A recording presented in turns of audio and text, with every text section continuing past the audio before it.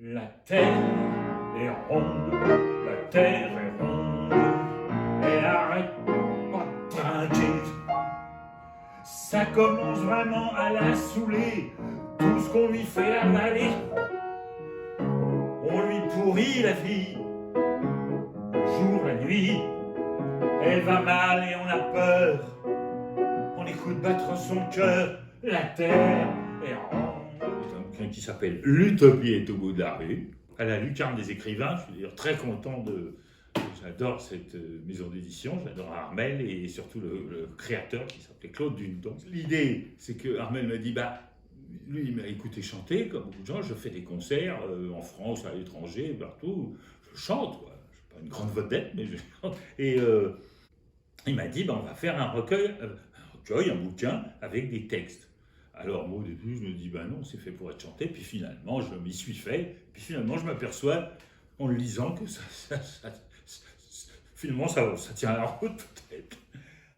Dans mon quartier, juste à côté des grands palaces, sur une place, il y a un café où les messieurs qui s'aiment entre eux aiment à boire, un blanc limé, en rang joyeux.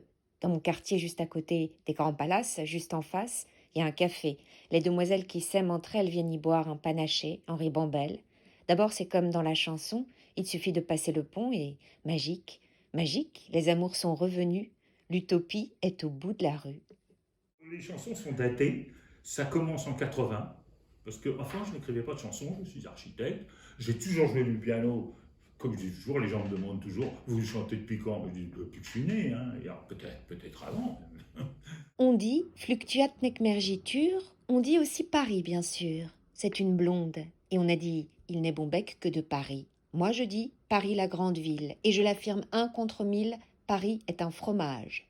Depuis les temples reculés, tant désirés, tant convoités, par les peuples romains, gaulois, par tous les princes, tous les rois, attirés par ces monts, ces pierres, où coulaient sources et rivières, Paris est un fromage.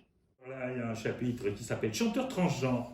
Alors ça, c'est amusant parce que justement, vous savez, les gens, notamment les journaleux, je dis bien les journaleux parce qu'il y a de bons journalistes. Hein. Vous êtes chanteur, mais qu'est-ce que vous chantez Vous chantez, je chante mes chansons. Oui, mais alors, c'est quel genre?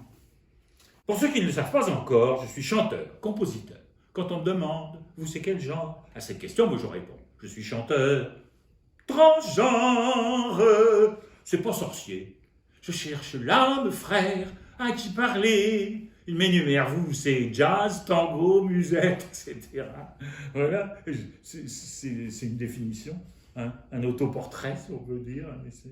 C'est un chanteur très engagé. En matinée comme en soirée, dans toutes les fêtes, en toute saison, il chante avec passion. Mais au lieu de chanter comme toujours à Balaguer et Vive l'amour, il nous raconte des inepties, il vocifère, il saute, il crie. Au début, tout ça choque un peu. Le public est un peu nerveux, puis il s'habitue comme à tout, et parfois même, il y prend goût.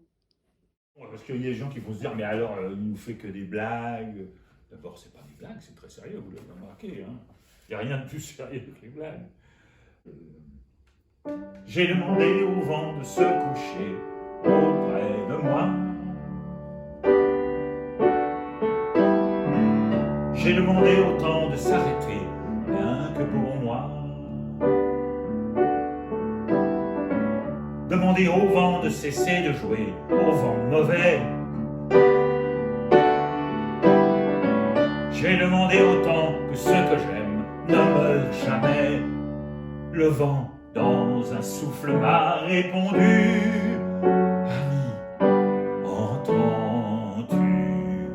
C'est moi, la voix de ceux que tu aimais, qui ne meurt jamais.